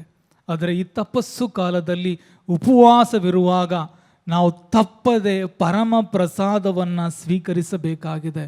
ಕಾರಣ ಆ ಪರಮ ಪ್ರಸಾದದಲ್ಲಿ ಯೇಸುಕ್ರಿಸ್ತರ ಶರೀರ, ರಕ್ತ, ಆತ್ಮ, ದೈವ ಸ್ವಭಾವವಿದೆ.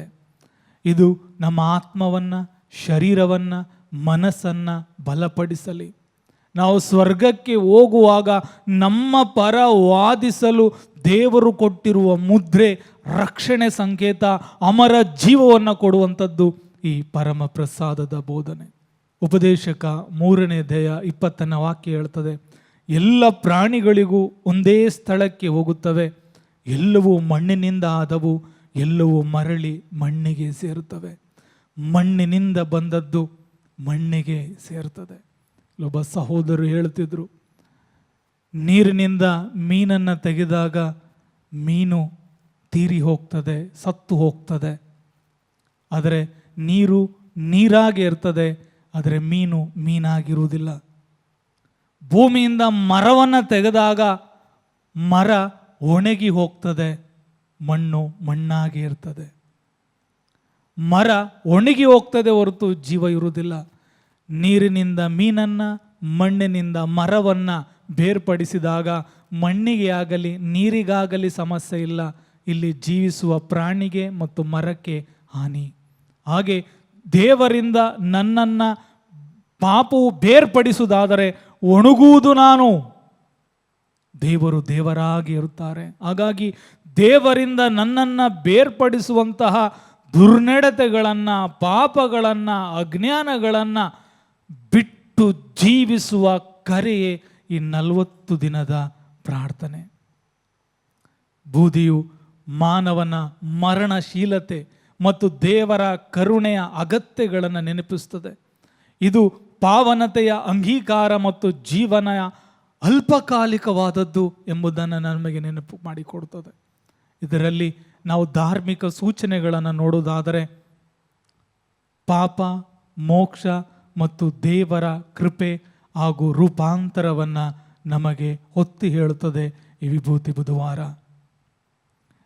ದೀಕ್ಷಾ ಸ್ನಾನ ಸಂಸ್ಕಾರದಲ್ಲಿ ನಾವು ವಚನವಿದಂತೆ ಪಾಪಗಳನ್ನು ಬಿಟ್ಟು ದೇವರೊಟ್ಟಿಗೆ ಜೀವಿಸ್ತೇವೆ, ಪಾಪನ ಅಂಧಕಾರಗಳನ್ನು ಬಿಟ್ಟು ದೇವರಿಗಾಗಿ ಜೀವಿಸ್ತೇವೆ ಎಂಬುದಾಗಿ ಮಗುವಿನ ಪರವಾಗಿ ನಾವು ವಾಗ್ದಾನ ಮಾಡಿದ್ದೇವೆ. ಮಕ್ಕಳಾದ ನಮ್ಮ ಪರವಾಗಿ ತಂದೆ ತಾಯಿಗಳು, ಜ್ಞಾನ ತಂದೆ ತಾಯಿಗಳು ವಚನವಿದ್ದಾರೆ. ಆ ವಚನ ಪ್ರಕ್ರಿಯೆಯೇ ಈ ತಪಸ್ಸು ಕಾಲದ ಧ್ಯಾನ. ಹಾಗೂ ಸಮುದಾಯ ಮತ್ತು ಒಗ್ಗಟ್ಟು, ನಮ್ಮ ಕುಟುಂಬಗಳನ್ನು, ಧರ್ಮಸಭೆಯನ್ನು, ವಿಶ್ವಾಸವನ್ನು ಬಲಗೊಳಿಸುವಂಥದ್ದು ಈ ತಪಸ್ಸು ಕಾಲ.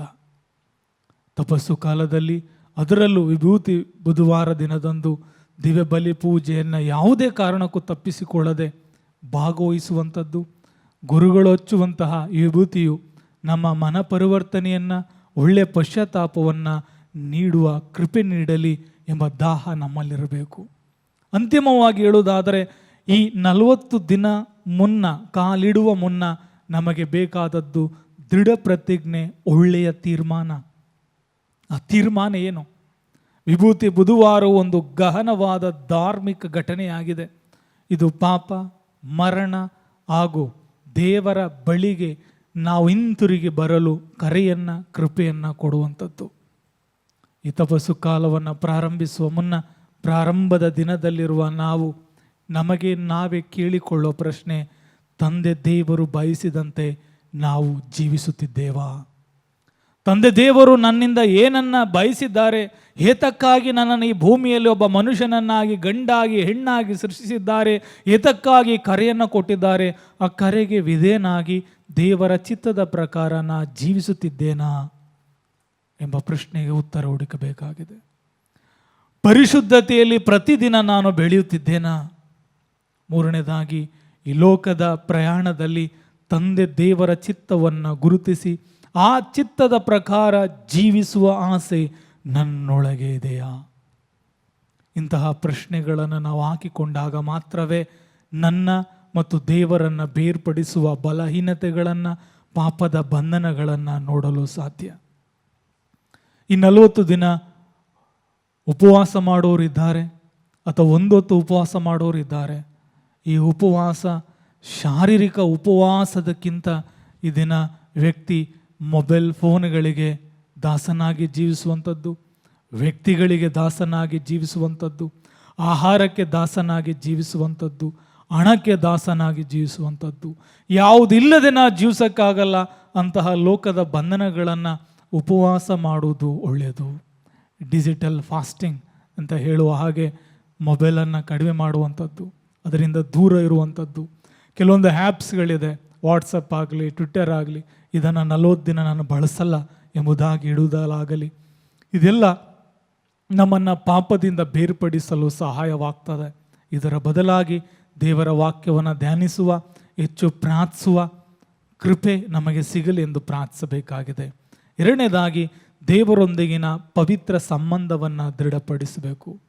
ದೀಕ್ಷಾ ಸ್ನಾನದಲ್ಲಿ ದೇವರ ಮಕ್ಕಳಾಗಿರುವ ನಾವು, ನನ್ನ ಮತ್ತು ನನ್ನ ತಂದೆ ದೇವರ ಸಂಬಂಧ ಹೇಗಿದೆ? ದೇವರ ವಾಕ್ಯದಲ್ಲಿ ಎಷ್ಟಾಗಿ ಬೆಳೆದಿದ್ದೇನೆ? ಎಷ್ಟು ಬಾರಿ ಬೈಬಲ್ ಶ್ರೀಗ್ರಂಥವನ್ನು ನಾನು ಓದಿ ಮುಗಿಸಿದ್ದೇನೆ? ಒಮ್ಮೆನೂ ನಾನು ಓದಿಲ್ಲ, ಈಗಲಾದರೂ ಓದಿ ಪ್ರಾರಂಭಿಸಿ. ಈ 40 ದಿನದಲ್ಲಿ ಮಾಡುವ ತ್ಯಾಗದಲ್ಲಿ ಹಣ ಉಳಿಯುತ್ತದೆ.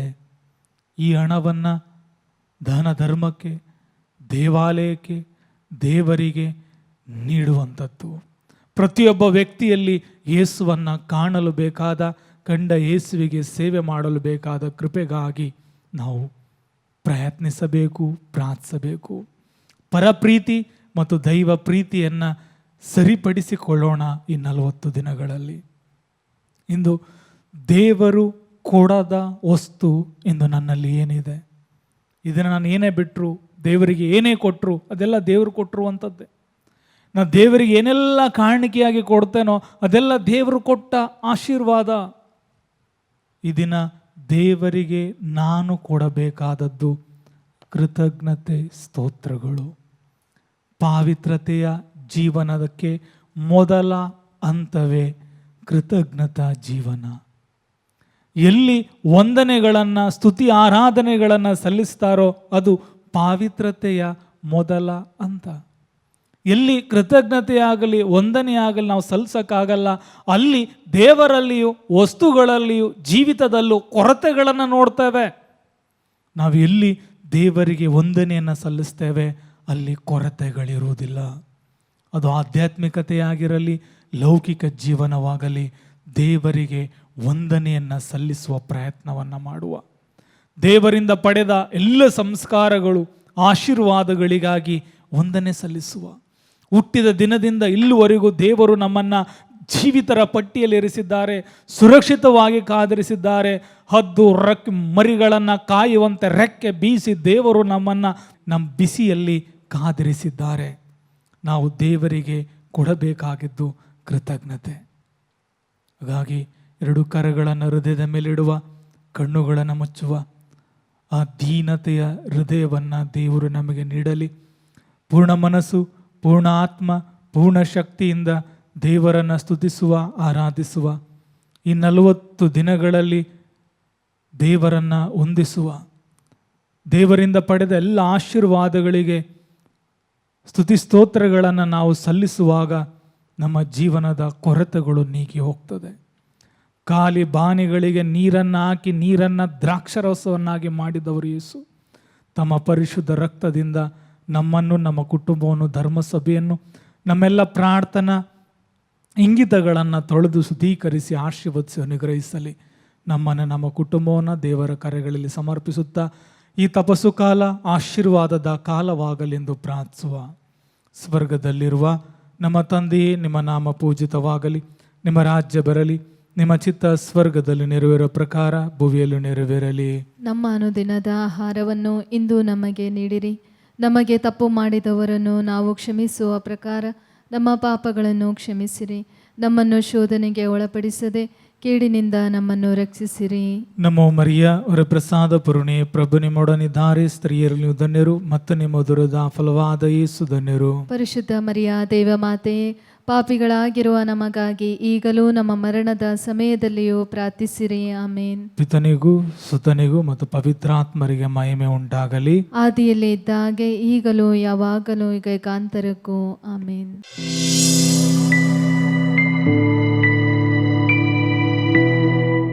Praise you, Jesus. Thank you, Jesus. I love you, Jesus. ಇವತ್ತು ನಾನು ದೇವರ ಸನ್ನಿಧಾನದಲ್ಲಿ ನನ್ನ ಜೀವನದ ಒಂದು ವಿಶೇಷ ಸಾಕ್ಷಿಯನ್ನು ಕೊಡಲು ನಾನು ಬಯಸುತ್ತೇನೆ. ನನ್ನ ಹೆಸರು ಸಿಸ್ಟರ್ ಫೆಲ್ಸಿಡಿಕುನ. ನಾನು ಅರ್ಸಲೈನ್ ಫ್ರಾನ್ಸಿಸ್ಕನ್ ಕಾಂಗ್ರಿಗೇಷನಿನ ಧರ್ಮಭಗಿನಿ. ಸುಮಾರು 24 ವರ್ಷ ನಾನು ಧರ್ಮಭಗಿನಿಯಾಗಿ ದೇವರ ಒಂದು ಸೇವೆಯನ್ನು ಮಾಡುವ ಒಂದು ಅವಕಾಶವನ್ನು ದೇವರು ನನಗೆ ಕರುಣಿಸಿದ್ದಾರೆ. ಈ ಒಂದು ಧಾರ್ಮಿಕ ಜೀವನಕ್ಕೆ ನನ್ನನ್ನು ಕರೆದ ಆ ದೇವರಿಗೆ ನಾನು ಅನಂತ ಸ್ತೋತ್ರಗಳನ್ನು ಸಲ್ಲಿಸುತ್ತೇನೆ. ಇಂದು ವಿಶೇಷವಾಗಿ ನಾನು ದೇವರಿಗೆ ಕೃತಜ್ಞತೆಯನ್ನು ಸಲ್ಲಿಸುತ್ತೇನೆ. ಏಕೆಂದರೆ ಇಲ್ಲಿ ಈ ಒಂದು ಧ್ಯಾನ ಕೂಟಕ್ಕೆ, ಡಿವೈನ್ ಧ್ಯಾನ ಮಂದಿರದಲ್ಲಿ ಧ್ಯಾನ ಮಾಡಲು ನಾನು ಕನಸಿನಲ್ಲೂ ಎಣಿಸದಂತಹ ಒಂದು ಅವಕಾಶವನ್ನು ಪ್ರಭು ಯೇಸು ನನಗೆ ಕಲ್ಪಿಸಿಕೊಟ್ಟಿದ್ದಾರೆ. ನಾನು ಬಹಳ ಹಿಂದೆ ಹಲವಾರು ಜನರ ಅನುಭವಗಳನ್ನು ಕೇಳುತ್ತಿದ್ದೆ, ಓದುತ್ತಿದ್ದೆ. ಆದರೆ ಈ ಒಂದು ಆಶ್ರಮಕ್ಕೆ ಬಂದು ಧ್ಯಾನವನ್ನು ಮಾಡಬೇಕು ಎನ್ನುವ ಆಸೆ ನನ್ನಲ್ಲಿ ಇರಲಿಲ್ಲ. ಹೀಗೆ ಹಲವಾರು ಪ್ರಾರ್ಥನೆಗಳಲ್ಲಿ ನಾನು ಭಾಗವಹಿಸಿದ್ದರೂ ಕೂಡ ನನಗೆ ಧ್ಯಾನ ಮಾಡುವ ಒಂದು ಅವಕಾಶ, ಆಸೆ ಅಥವಾ ಆಕಾಂಕ್ಷೆ ಯಾವುದೂ ನನ್ನ ಮನಸ್ಸಿಗೆ ಬರುತ್ತಿರಲಿಲ್ಲ. ಕೆಲವೊಮ್ಮೆ ಈ ಒಂದು ಧ್ಯಾನದ ಕುರಿತು ನಾನು ಯೋಚಿಸುತ್ತಿದ್ದೆ, ಯಾಕೆ ಈ ಥರದ ಪ್ರಾರ್ಥನೆ ಎನ್ನುವ ಒಂದು ಭಾವನೆ ನನ್ನಲ್ಲಿತ್ತು. ಮೌನವಾಗಿ ಯಾಕೆ ಪ್ರಾರ್ಥನೆ ಮಾಡಬಾರದು ಎನ್ನುವ ಭಾವನೆ ನನ್ನಲ್ಲಿರುತ್ತಿತ್ತು. ಹೀಗಿರುವಲ್ಲಿ ನಾನು ನನ್ನ ಈ ಧಾರ್ಮಿಕ ಜೀವನವನ್ನು ಪ್ರಾರಂಭಿಸಿದ ದಿನದಿಂದ ಒಂದು ರೀತಿಯಾದಂತಹ ಪ್ರಾರ್ಥನೆಯಲ್ಲಿ ಆಳವಾಗಿ ಬೇರೂರದಂತಹ ಒಂದು ಮನೋಭಾವ ನನ್ನದಾಗಿತ್ತು. ಧಾರ್ಮಿಕ ಸಹೋದರಿಯಾಗಿ ಜೀವನ ಮಾಡಬೇಕು ಎನ್ನುವ ಆಸೆ, ಧಾರ್ಮಿಕ ಸಹೋದರಿಯಾದೆ. ಹಾಗೂ ನನಗೆ ಬೇಕಾದಂತಹ ಎಲ್ಲ ಶಿಕ್ಷಣವನ್ನು ನಮ್ಮ ಧಾರ್ಮಿಕ ಸಂಸ್ಥೆಯಿಂದ ನನಗೆ ನೀಡಿದರು. ನನಗೆ ಬೇಕಾದಂತಹ ಸೇವಾ ಕ್ಷೇತ್ರ, ಸಾಮಾಜಿಕ ಕ್ಷೇತ್ರದಲ್ಲಿ ಸೋಷಲ್ ವರ್ಕ್ ಆಗಿ ಕೆಲಸ ಮಾಡುವ ಅವಕಾಶವನ್ನು ದೇವರು ಕರುಣಿಸಿದರು. ನಾನು ಪಡೆದಂತಹ ವಿದ್ಯಾಭ್ಯಾಸ ಇರ್ಬೋದು ಅಥವಾ ನಾನು ಮಾಡುವಂತಹ ಸೇವೆ, ಭೇಟಿಯಾಗುತ್ತಿದ್ದ ಜನರು, ಇವರೆಲ್ಲರನ್ನು ನಾನು ಕಂಡಾಗ ನನಗೊಂಥರ ಹೆಮ್ಮೆಯ ಅನುಭವ ಆಗ್ತಾ ಇತ್ತು. ಏನೆಂದರೆ, ನಾನು ಎಲ್ಲದರಲ್ಲೂ ಮುಂದುವರಿತಾ ಇದ್ದೀನಿ ಹಾಗೂ ನಾನು ಎಲ್ಲದರಲ್ಲೂ ಯಶಸ್ಸನ್ನು ಗಳಿಸ್ತಾ ಇದ್ದೀನಿ ಅನ್ನೋ ಒಂದು ಭಾವನೆ ನನ್ನಲ್ಲಿತ್ತು. ಆದರೆ ನನ್ನ ಜೀವನದಲ್ಲಿ ಒಂದು ಕೊರತೆ ಇತ್ತು. ನಾನು ಅದನ್ನು ಯಾವತ್ತೂ ಗಮನಿಸಲಿಲ್ಲ. ನಾನು ಯಾವಾಗ ನನ್ನ ಕಾಲೇಜಿನ ಜೀವನವನ್ನು ಪ್ರಾರಂಭಿಸಿದೆ, ತದನಂತರ ನನ್ನ ಈ ಟ್ರೈನಿಂಗ್ ಇವೆಲ್ಲವನ್ನು ಮುಗಿಸಿ ಯಶಸ್ವಿಯಾಗಿ ಒಂದು ಧಾರ್ಮಿಕ ಸಹೋದರಿಯಾದೆ. ಆದರೆ ಎಲ್ಲಕ್ಕೂ ಮಿಗಿಲಾಗಿ ಪ್ರಭು ಯೇಸುವಿನ ಪ್ರೀತಿ ಏನು ಎಂಬುದನ್ನು ನಾನು ಕಂಡುಕೊಳ್ಳಲಿಲ್ಲ. ಈ ಒಂದು ಕಾರಣದಿಂದಾಗಿ ನಾನು ಈ ಲೋಕದ ವಿಚಾರಗಳಲ್ಲಿ ಯಶಸ್ಸನ್ನು ಕಂಡಿರಬಹುದು, ಆದರೆ ಆಧ್ಯಾತ್ಮಿಕವಾಗಿ ನಾನು ಎಲ್ಲೂ ಗೆಲುವನ್ನು ಕಾಣಲಿಕ್ಕೆ ಸಾಧ್ಯವಾಗಲಿಲ್ಲ. ಅಂತರಾಳದಲ್ಲಿ ಯಾವುದೇ ರೀತಿಯಾದಂತಹ ಒಂದು ಸಮಾಧಾನ ಅಥವಾ ಶಾಂತಿಯ ಅನುಭವ ನನಗಿರ್ತಿರಲಿಲ್ಲ.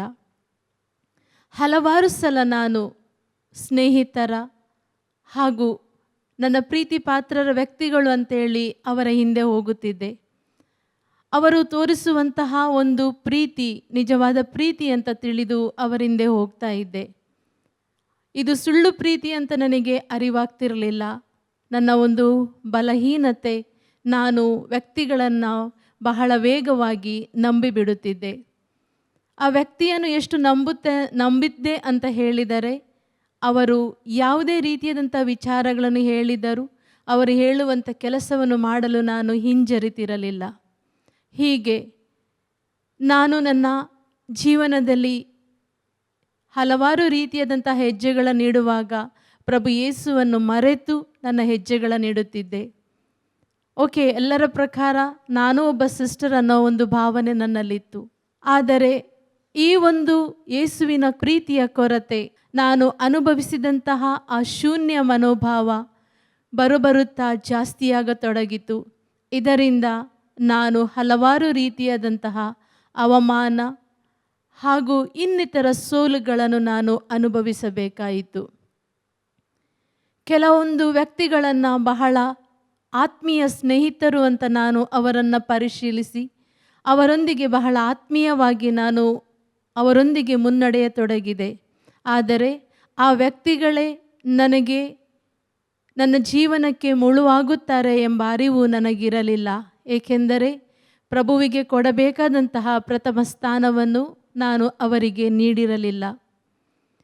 ಹೀಗಿರುವಲ್ಲಿ ಕೆಲವೊಂದು ಅಹಿತಕರ ಘಟನೆಗಳು ನನ್ನ ಜೀವನದಲ್ಲಿ ನಡೆಯಲು ಪ್ರಾರಂಭವಾಯಿತು. ನಾನು ಮಾಡುವಂತಹ ಕೆಲಸ ಕಾರ್ಯಗಳಲ್ಲಿ ನೆಮ್ಮದಿ ಸಮಾಧಾನ ಇಲ್ಲದೆ ಇರುವಂತಹ ಅನುಭವಗಳು, ಯಾವಾಗಲೂ ಅಪರಾಧಿ ಪ್ರಶ್ನೆ ನನ್ನಲ್ಲಿ, ಹಾಗೂ ಯೇಸುವನ್ನು ಕಡೆಗಣಿಸಿ ಬಾಳುತ್ತಿದ್ದೇನೆ ಎಂಬ ಅರಿವು ಕೂಡ ನನಗೆ ಇಲ್ಲದಂತಹ ಈ ಒಂದು ಸಂದರ್ಭದಲ್ಲಿ ನಾನಿರುವಾಗ 2 ಸಲ ನಾನು ಈ ಧಾರ್ಮಿಕ ಜೀವನದಲ್ಲಿ ನನಗೆ ಯಾವುದೇ ರೀತಿಯಾದಂತಹ ಆಸೆ, ಆಕಾಂಕ್ಷೆ ಹಾಗೂ ಯಾವುದೇ ರೀತಿಯಾದಂತಹ ಫಲವನ್ನು ನಾನು ಕಾಣುತ್ತಿಲ್ಲ ಎಂಬ ವಿಷಯ ನನ್ನ ಮನಸ್ಸಿಗೆ ಬಂದಾಗ ಈ ಧಾರ್ಮಿಕ ಜೀವನವನ್ನು ತ್ಯಜಿಸಿಬಿಡಬೇಕು ಎನ್ನುವ ಹಂತಕ್ಕೆ ನಾನು ಬಂದೆ. ಪ್ರಾರ್ಥನೆ ಮಾಡಲು ನನಗೆ ಮನಸ್ಸಿರಲಿಲ್ಲ. ಒಂದು 3 ತಿಂಗಳು ಯಾವುದೇ ರೀತಿಯಾದಂತಹ ಪ್ರಾರ್ಥನೆಯನ್ನು ಮಾಡದೆ, ಕಮ್ಯುನಿಟಿ ಸಿಸ್ಟರ್ಸ್ಗಳ ಒಂದು ಕಣ್ಣಿಗೆ ಮಣ್ಣೆರಚುವ ಹಾಗೆ ಕೇವಲ ಟೈಮ್ ಟೇಬಲ್ ಫಾಲೋ ಮಾಡಲಿಕ್ಕೆ ನಾನು ಚಾಪಲಲ್ಲಿ ಹಾಗೂ ಬಲಿಪೂಜೆಯಲ್ಲಿ ಭಾಗವಹಿಸುತ್ತಿದ್ದೆ. ಆದರೆ ನಾನು ಪ್ರಾರ್ಥನೆಯನ್ನು ಆ 3 ತಿಂಗಳು ಯಾವುದೇ ಮನಸ್ಸಿಟ್ಟು ನಾನು ಮಾಡಲಿಲ್ಲ. ಹಾಗೆ ಒಮ್ಮೆ ಒಬ್ಬ ಗುರುಗಳನ್ನು ನಾನು ಭೇಟಿಯಾಗಲು ಹೋದಾಗ ನನ್ನ ಸಮಸ್ಯೆಯನ್ನು ಹೇಳಿದಾಗ ಅವರು ಹೇಳಿದರು, ಪ್ರಾರ್ಥನೆಗೆ ಮಹತ್ವ ಕೊಡು ಅಂತ. ಆಯಿತು ಅಂತ ಮುಂದುವರೆದು ನನ್ನ ಧಾರ್ಮಿಕ ಜೀವನವನ್ನು ಮುಂದುವರಿಸುತ್ತಾ ಹೋದೆ. ಬೇರೆ ಬೇರೆ ಪ್ರದೇಶಗಳಲ್ಲಿ, ಸ್ಥಳಗಳಲ್ಲಿ ನಾನು ಟ್ರಾನ್ಸ್ಫರ್ ಆಗಿ ಹೋಗುವಾಗ ಅಲ್ಲಿಯ ಜನರನ್ನು ನಾನು ಬಹಳವಾಗಿ ನಂಬಿ ಅವರೊಂದಿಗೆ ಒಳ್ಳೆಯ ರೀತಿಯಲ್ಲಿ ಬೆರೆತು ನನ್ನ ಕೆಲಸವನ್ನು ಮಾಡ್ತಿದ್ದೆ. ಪ್ರತಿಯೊಬ್ಬರೂ ನನಗೆ ಬಹಳ ಪ್ರಶಂಸೆಯನ್ನು ಕೊಡ್ತಾ ಇದ್ದರು. ನೀನು ಮಾಡುವಂಥ ಕೆಲಸ ತುಂಬ ಚೆನ್ನಾಗಿದೆ ಅಂತ ಹೇಳ್ತಾ ಇದ್ದರು. ಆದರೆ ಅಲ್ಲೂ ಕೂಡ ನಾನು ಪುನಃ ಯೇಸುವಿನ ಆ ಒಂದು ನೆರವನ್ನು ನಾನು ಬಯಸಲಿಲ್ಲ. ಬದಲಾಗಿ ಜನರ ಪ್ರಶಂಸೆ ಹಾಗೂ ಅವರ ಒಂದು ಅಭಿಪ್ರಾಯಗಳನ್ನು ಮಾತ್ರ ನಾನು ಸ್ವೀಕರಿಸುತ್ತಾ ಹೋದೆ. ಹೀಗಿರುವಲ್ಲಿ 2018-19 ಬಹಳ ನೋವು ತರುವಂತಹ ಘಟನೆಗಳು ನನ್ನ ಜೀವನದಲ್ಲಿ ನಡೆದವು. ಹಲವಾರು ವ್ಯಕ್ತಿಗಳು ನನ್ನನ್ನು ಅವಮಾನಿಸಿದರು, ಹೀಯಾಳಿಸಿದರು, ಬಲವಾದ ನೋವು ಕೊಟ್ಟರೂ ಕೂಡ ನಾನು ಪುನಃ ನಿರ್ಧರಿಸಿದೆ, ಈ ಜೀವನ ನನಗೆ ಬೇಡ, ನಾನು ಈ ಧಾರ್ಮಿಕ ಜೀವನದಿಂದ ಹಿಂತಿರುಗಿ ಹೋಗುತ್ತೇನೆ ಎನ್ನೋ ಭಾವನೆ ಪುನಃ ನನ್ನಲ್ಲಿ ಬಂದಿತು. ಇಂತಹ ಸಂದರ್ಭದಲ್ಲಿ ನನ್ನ ಜೊತೆಗಿದ್ದಂತಹ ನನ್ನ ಕಮ್ಯುನಿಟಿ ಸಿಸ್ಟರ್ಸ್ಗಳು ಒಬ್ಬರು ನನ್ನನ್ನು ತುಂಬ ಪ್ರೋತ್ಸಾಹಿಸಿ ಯಾವಾಗಲೂ ಹೇಳುತ್ತಿದ್ದರು, ನೀನು ಪ್ರಾರ್ಥನೆ ಮಾಡು, ಪ್ರಾರ್ಥನೆ ಮಾಡಿದರೆ ಈ ಎಲ್ಲ ಕಷ್ಟಗಳನ್ನು ನೀನು ಜಯಿಸುತ್ತೀ ಅಂಥೇಳಿ. ಅವರ ಮಾತನ್ನು ನಾನು ಸೀರಿಯಸ್ ಆಗಿ ತೆಗೆದುಕೊಂಡು ನನಗೆ ನೋವಾದಂತಹ ಈ ಎಲ್ಲ ಸಂದರ್ಭಗಳನ್ನು ಪ್ರಭು ಯೇಸುವಿನ ಮುಂದೆ, ಆ ಬ್ಲೆಸ್ಡ್ ಸ್ಯಾಕ್ರಮೆಂಟ್ ಮುಂದೆ ನನ್ನ ಎರಡೂ ಕೈಗಳನ್ನು ಮೇಲೆತ್ತಿ ಕಣ್ಣೀರು ಸುರಿಸುತ್ತಾ ನಾನು ಜಪಸರ ಪ್ರಾರ್ಥನೆ ಹಾಗೂ ಡಿವೈನ್ ಮರ್ಸಿ ಚಾಪ್ಲೆಟ್ನ ಹೇಳಲಿಕ್ಕೆ ಪ್ರಾರಂಭಿಸಿದೆ. ಇಂತಹ ಒಂದು ಸಂದರ್ಭದಲ್ಲಿ, ಈ ನೋವಿನಲ್ಲಿರುವಂತಹ ಸಂದರ್ಭದಲ್ಲಿ ನಾನು ಯಾರಲ್ಲೂ ಮಾತಾಡಲಿಕ್ಕೆ ಇಷ್ಟಪಡ್ತಿರಲಿಲ್ಲ. ಯಾಕಂತೇಳಿದರೆ ಯಾರ ಮುಖ ನೋಡಲಿಕ್ಕೂ ನನಗೆ ಬೇಜಾರಾಗ್ತಾಯಿತ್ತು. ಯಾಕಂತೇಳಿದರೆ ಒಂದು ರೀತಿಯಾದಂತಹ ಅವಮಾನ ಹಾಗೂ ಎಲ್ಲ ಹೀಯಾಳಿಕೆಗಳು ನನಗೆ ಕೇಳಿ ಬರುತ್ತಿತ್ತು. ನನಗೆ ನೆರವು ನೀಡಿದಂತಹ ಕೆಲವೊಂದು ಕುಟುಂಬ ವ್ಯಕ್ತಿಗಳು ನನ್ನ ಒಂದು ಒಳ್ಳೆತನಕ್ಕೋಸ್ಕರ ನನ್ನನ್ನು ಪರ್ಸ್ನಲ್ ಆಗಿ ಭೇಟಿ ಮಾಡಿ ಈ ಎಲ್ಲ ವಿಚಾರಗಳನ್ನು ನಾವು ಕೇಳ್ತಾ ಇದ್ದೀವಿ, ಆದರೆ ಅವೆಲ್ಲವನ್ನು ಮನಸ್ಸಿಗೆ ತೆಗೆದುಕೊಳ್ಳಬೇಡ, ನಿನ್ನೊಂದಿಗೆ ನಾವಿದ್ದೇನೆ, ನಿನಗೋಸ್ಕರ ಪ್ರಾರ್ಥನೆ ಮಾಡುತ್ತೇವೆ ಅಂತ ಹೇಳಿ ನನಗೆ ಕೆಲವೊಮ್ಮೆ ಅವರು ನನ್ನೊಂದಿಗಿದ್ದು ನನಗೆ ಒಂದು ಉತ್ತೇಜನವನ್ನು ಕೊಡ್ತಾ ಇದ್ದರು. ಅದರಲ್ಲೂ ನನಗೆ ನಂಬಿಕೆ ಇರ್ತಿರಲಿಲ್ಲ. ಹೀಗಿರುವಲ್ಲಿ ನಾನು ವಂದನೀಯ ಗುರು ಫಾದರ್ ಪ್ರವೀಣ್ ಕುಮಾರ್ ಅವರನ್ನು ಭೇಟಿಯಾದಂತಹ ಒಂದು ಸಂದರ್ಭದಲ್ಲಿ ಅವರೊಂದಿಗೆ ನಾನು ಮನಬಿಚ್ಚಿ ನನ್ನ ಹಳೆಯ ಜೀವನ, ನನ್ನ ಪಾಪಮಯ ಜೀವನ, ನಾನು ಅನುಭವಿಸುವಂತಹ ನೋವು, ವೇದನೆ, ಅವಮಾನ ಇವೆಲ್ಲವನ್ನು ಯಾವುದನ್ನು ಮುಚ್ಚಿಡದೆ ಪ್ರತಿಯೊಂದನ್ನು ಬಹಿರಂಗವಾಗಿ ಅವರಲ್ಲಿ ಹೇಳಿದೆ. ಅವರು ನನಗೆ ಹೇಳಿದಂತಹ ಒಂದೇ ಒಂದು ಮಾತು, ನಿನ್ನ ಈ ಪಾಪಮಯ ಜೀವನವನ್ನು ತ್ಯಜಿಸಿಬಿಡು, ಪ್ರಭು ಯೇಸುವಿಗೆ ಪ್ರಥಮ ಸ್ಥಾನವನ್ನು ಕೊಡು. ಯಾವಾಗ ಗುರುಗಳು ನನಗೆ ಒಂದು ಆಧ್ಯಾತ್ಮಿಕವಾಗಿ ಮಾರ್ಗದರ್ಶನ ಕೊಡಲು ಪ್ರಾರಂಭಿಸಿದರೋ, ವಾರದಲ್ಲಿ ಕಡಿಮೆ 3 ಸಲ ನಾನು ಪಾಪ ನಿವೇದನೆಗೆ ಅವರ ಬಳಿ ಹೋಗುತ್ತಿದ್ದೆ. ಅವರು ನನಗೆ ಕೌನ್ಸಿಲಿಂಗ್ ಕೊಡ್ತಿದ್ದರು, ಅವರು ನನಗೆ ಆಧ್ಯಾತ್ಮಿಕ ಮಾರ್ಗದರ್ಶನವನ್ನು ಕೊಡುತ್ತಾ ಇದ್ದರು, ಅವರು ನನಗೆ ನೆರವಾಗ್ತಾ ಇದ್ದರು. ಹಾಗೂ ಯಾವ ಗಳಿಗೆಯಲ್ಲೂ ನಾನು ಅವರೊಂದಿಗೆ ಫೋನಲ್ಲಿ ಮಾತಾಡುವಾಗ ನನಗೆ ಅವರು ಸಮಯವನ್ನು ಕೊಟ್ಟು ನಾನು ಈ ಎಲ್ಲ ರೀತಿಯಾದಂತಹ ಸಮಸ್ಯೆಗಳಿಂದ ಹೊರಗಡೆ ಬರಲು ನನಗೆ ಅವರು ಪ್ರೋತ್ಸಾಹವನ್ನು ಕೊಡ್ತಾ ಇದ್ದರು. ಹೀಗಿರುವಲ್ಲಿ ನನ್ನ ಕುಟುಂಬದಲ್ಲಿ ಹಲವಾರು ಸಮಸ್ಯೆಗಳು ಎದುರಾದವು. ನಮ್ಮ ಮನೆ ಒಂದು ಒಳ್ಳೆಯ ಶಾಂತಿಯ ಒಂದು ವಾತಾವರಣದಲ್ಲಿದ್ದಂತಹ ಮನೆ ಸಡನ್ನಾಗಿ ನಮ್ಮ ಮನೆ ಇಬ್ಬಾಗವಾಯಿತು. ನನ್ನ ತಂಗಿಯ ಗಂಡ ಅಂದರೆ ನನ್ನ ಭಾವ, ನಮ್ಮ ಕುಟುಂಬವನ್ನು ಚೆನ್ನಾಗಿ ನೋಡಿಕೊಳ್ಳುತ್ತಿದ್ದವರು ಸಡನ್ನಾಗಿ ಅವರು ಬಾಂಬೆಯಲ್ಲಿ ಕೆಲಸ ಮಾಡ್ತಾ ಇದ್ದಾರೆ, ಮನೆಗೆ ಬರುವುದನ್ನು ನಿಲ್ಲಿಸಿದರು. 4 ವರ್ಷ ಮನೆಯಲ್ಲಿ ನನ್ನ ತಂಗಿ ಹಾಗೂ ಅವರ ಮಕ್ಕಳೊಂದಿಗೆ ಯಾವುದೇ ಸಂಪರ್ಕವಿಲ್ಲದೆ ಒಂಟಿಯಾಗಿರತೊಡಗಿದರು. ಈ ಒಂದು ಮಾನಸಿಕ ವೇದನೆ ನನ್ನ ಕುಟುಂಬದಲ್ಲಿ ನನ್ನ ತಂದೆ ತಾಯಿಗಳು ಹಾಗೂ ನನ್ನ ಸಹೋದರಿ ಹಾಗೂ ಅವರ ಮಕ್ಕಳ ಮೇಲೆ ಬಹಳವಾದ ಕೆಟ್ಟ ಪರಿಣಾಮವನ್ನು ಬೀರಿತು. ಇವೆಲ್ಲವನ್ನು ನಾನು ಗುರುಗಳ ಬಳಿ ಹಂಚಿಕೊಂಡಾಗ ಅವರು ನನಗೆ ಹೇಳಿದ ಮಾತು ಒಂದೇ, ನಿನ್ನ ಹಳೆಯ ಜೀವನವನ್ನು ನೀನು ತ್ಯಜಿಸದಿದ್ದರೆ ಈ ಎಲ್ಲ ಸಮಸ್ಯೆಗಳಿಗೆ ನೀನೇ ಕಾರಣ ಆಗ್ತೀಯ, ಇವೆಲ್ಲವನ್ನು ಬಿಟ್ಟು ಬಿಡು ಅಂತ ಹೇಳಿದರು. ಅವರು ಹೇಳಿದಂತಹ ಮಾತನ್ನು ಬಹಳ ಸೀರಿಯಸ್ ಆಗಿ ನಾನು ತೆಗೆದುಕೊಂಡೆ.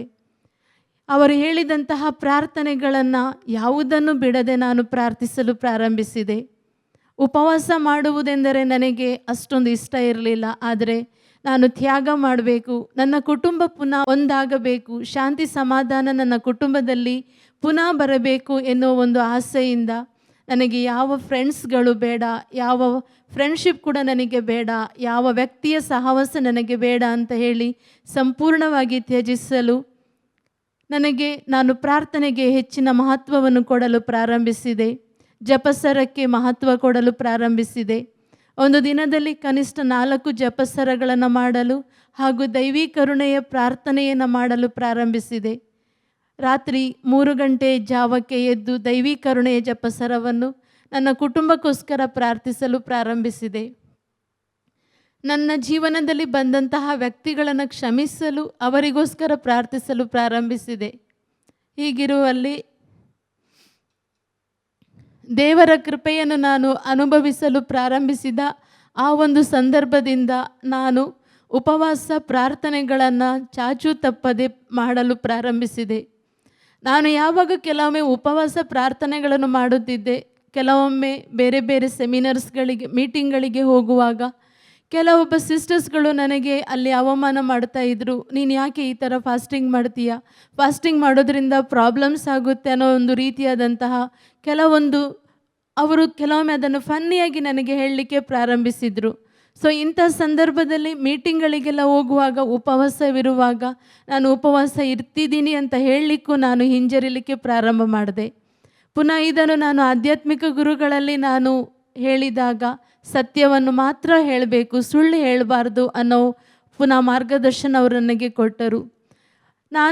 ಅಂದಿನಿಂದ ನಾನು ಮಾಡುವಂತಹ ಪ್ರತಿಯೊಂದು ಕೆಲಸ ಕಾರ್ಯಗಳಲ್ಲಿ, ಇಡುವಂತಹ ಹೆಜ್ಜೆಗಳಲ್ಲಿ ಪ್ರಭು ಯೇಸುವಿನ ಆ ಒಂದು ನೆರವನ್ನು ಕೋರುತ್ತಾ, ಮಾತೆ ಮರಿಯಮ್ಮನವರ ನೆರವನ್ನು ಕೋರುತ್ತಾ ನನ್ನ ಹೆಜ್ಜೆಯನ್ನು ಇಡಲು ಪ್ರಾರಂಭಿಸಿದೆ.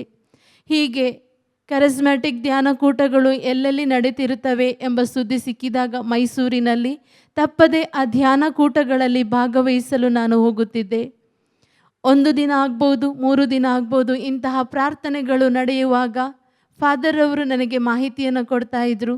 ತಪ್ಪದೆ ಆ ಪ್ರಾರ್ಥನೆಗಳಲ್ಲಿ ಭಾಗವಹಿಸಿ ಉಪವಾಸ, ಜಪಸರ ಹಾಗೂ ದೈವೀಕರುಣೆಯ ಪ್ರಾರ್ಥನೆ, ತದನಂತರ ದೇವರ ವಾಕ್ಯವನ್ನು ಓದುವ ಒಂದು ಪ್ರೇರಣೆಯೊಂದಿಗೆ ನನ್ನ ಜೀವನವನ್ನು ಪ್ರಾರಂಭಿಸಲು ಆರಂಭಿಸಿದೆ. ಹೀಗಿರುವಲ್ಲಿ ಹೋದ ವರ್ಷ 2024ರಲ್ಲಿ ನಾನು ನನ್ನ ಈ ಒಂದು ಜೀವನದಲ್ಲಿ ಬದಲಾವಣೆಗಳನ್ನು ಕಾಣುತ್ತಿರುವಾಗ ಮೊದಲನೇದಾಗಿ ದೇವರು ನಮ್ಮನ್ನು ಹೆಚ್ಚಾಗಿ ಆಶೀರ್ವದಿಸಿದ್ದು ನನ್ನ ತಂಗಿಯ ಕುಟುಂಬ ಪುನಃ ಒಂದಾದದ್ದು.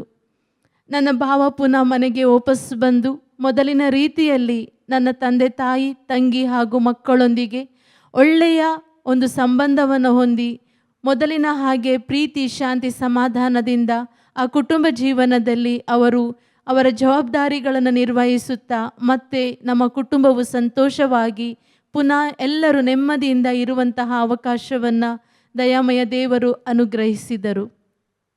ಹೀಗಿರುವಲ್ಲಿ ಪುನಃ ನನಗೆ ಫಾದರ್ ಹೇಳಿದರು, ಒಮ್ಮೆ ಡಿವೈನ್ ರಿಟ್ರೀಟ್ ಸೆಂಟರಿಗೆ ಬಂದು ಧ್ಯಾನ ಮಾಡು ಅಂತ ಹೇಳುವಾಗ ನಾನು ಹೇಳಿದೆ, ನಮ್ಮ ಧಾರ್ಮಿಕ ಜೀವನದಲ್ಲಿ ಕೆಲವೊಂದು ರೀತಿ ನೀತಿಗಳಿವೆ, ನನಗೆ ಬೇಕಾದಂತಹ ಸಮಯದಲ್ಲಿ ಬರಲು ಸಾಧ್ಯವಿಲ್ಲ, ಆದರೆ ನನಗೋಸ್ಕರ ಪ್ರಾರ್ಥನೆ ಮಾಡಿ ದೇವರು ಒಂದು ಅವಕಾಶವನ್ನು ನನಗೆ ಕರುಣಿಸಲಿ ಎಂದು.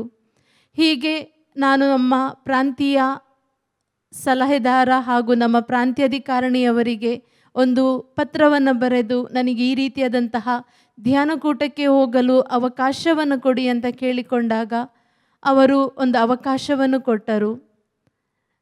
ದೇವರಿಗೆ ನಾನು ತುಂಬು ಹೃದಯದಿಂದ ಕೃತಜ್ಞತೆಯನ್ನು ಸಲ್ಲಿಸುತ್ತಾ ಈ ಒಂದು ಅವಕಾಶವನ್ನು ನಾನು ಸದುಪಯೋಗಪಡಿಸಿಕೊಳ್ಳಬೇಕೆಂದು ಈ ಫೆಬ್ರವರಿ ತಿಂಗಳ 8ನೇ ತಾರೀಕಿಗೆ ಈ ಒಂದು ಧ್ಯಾನಕೂಟಕ್ಕಿಲ್ಲಿ ಬಂದಾಗ ಕಳೆದ 15 ದಿನಗಳಿಂದ ನಾನು ದೇವರ ಆ ಒಂದು ಪ್ರೀತಿ, ದೇವರ ಕರುಣೆ ಹಾಗೂ ದೇವರ ಕ್ಷಮೆ ಏನೆಂಬುದನ್ನು ನಾನು ಅರಿತುಕೊಂಡೆ.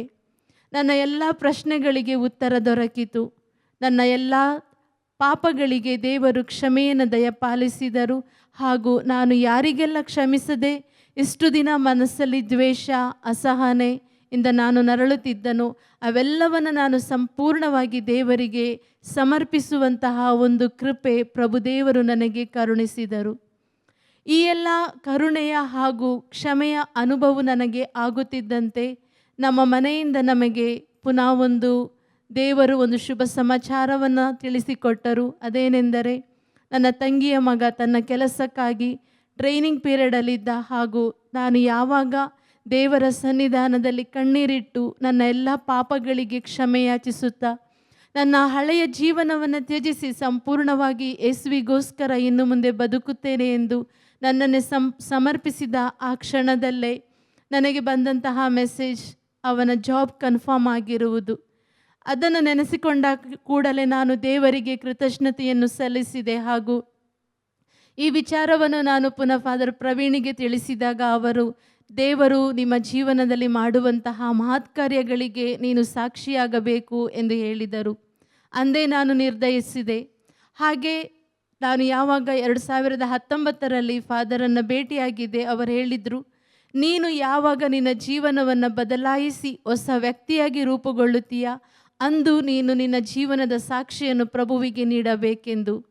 ಯಾವುದನ್ನು ಕೂಡ ನಾನು ಮನಸ್ಸಿನಲ್ಲಿ ಅಷ್ಟು ಸೀರಿಯಸ್ ಆಗಿ ತಗೊಂಡಿರಲಿಲ್ಲ. ಆದರೆ ಇಂದು ಈ ಒಂದು ಧ್ಯಾನಕೂಟವನ್ನು ನಾನು ಸಂಪೂರ್ಣವಾಗಿ ಮುಗಿಸಿ ಹೊಸ ವ್ಯಕ್ತಿಯಾಗಿ ಪ್ರಭು ಯೇಸುವಿನ ಆ ಒಂದು ಹೇರಳವಾದ ಆಶೀರ್ವಾದ, ಕೃಪೆ ಹಾಗೂ ಕ್ಷಮೆಯನ್ನು ನಾನು ಯಾವಾಗ ಅನುಭವಿಸಿದೆ, ಅಲ್ಲೇ ನಾನು ನಿರ್ಧರಿಸಿದೆ ನನ್ನ ಜೀವನದ ಈ ಒಂದು ಸಾಕ್ಷಿಯನ್ನು ನಾನು ಇತರರಿಗೆ ಕೊಟ್ಟಾಗ ನನ್ನಂತೆಯೇ ಹಲವಾರು ಸಮಸ್ಯೆಗಳಲ್ಲಿ ಇದ್ದಂತಹ ವ್ಯಕ್ತಿಗಳಿಗೆ ನಾನು ಒಬ್ಬ ಪ್ರಾರ್ಥಿಸುವ ವ್ಯಕ್ತಿಯಾಗಲು ಪ್ರಭು ಯೇಸು ನನ್ನನ್ನು ಮಾರ್ಪಡಿಸಿದ್ದಾರೆ.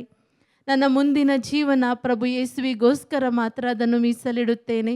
ನನ್ನ ಜೀವನದಲ್ಲಿ ಬರುವಂತಹ ಎಲ್ಲ ಸವಾಲುಗಳನ್ನು ಹಾಗೂ ಮುಂದೆ ಬರುವಂತಹ ಎಲ್ಲ ರೀತಿಯಾದಂತಹ ಕಷ್ಟ ತೊಂದರೆಗಳನ್ನು ಪ್ರಭು ಯೇಸುವಿಗೋಸ್ಕರ ಮಾತ್ರ ಅದನ್ನು ನಾನು ಸ್ವೀಕರಿಸುತ್ತೇನೆ ಹಾಗೂ ಪ್ರಭುವಿಗೋಸ್ಕರ ಮಾತ್ರ ನಾನು ಜೀವಿಸುತ್ತೇನೆ ಎಂಬ ದೃಢ ನಿರ್ಧಾರವನ್ನು ನಾನು ಮಾಡಿದ್ದೇನೆ. Praise the Lord. Thank you Jesus. ಆತ್ಮನಾದ ದೇವರೇ ಬಂದಿರಿ, ನನ್ನ ಒಳಗೆ ವಾಸಿಸ ಬಂದಿರಿ. ಆತ್ಮನಾದ ದೇವರೇ ಬಂದಿರಿ, ನನ್ನ ಒಳಗೆ ವಾಸಿಸ ಬಂದಿರಿ. ದಾಹದಿ ನಿನ್ನ ಕೂಗುವೆ, ಸ್ವರ್ಗ ತೆರೆದಿಳಿದು ಬಲ್ಲಿರಿ. ದಾಹದಿ ನಿನ್ನ ಕೂಗುವೆ, ಸ್ವರ್ಗ ತೆರೆದಿಳಿದು ಬಲ್ಲಿರಿ. ಆತ್ಮನಾದ ದೇವರೇ ಬಂದಿರಿ, ನನ್ನ ಒಳಗೆ ವಾಸಿಸ ಬಂದಿರಿ.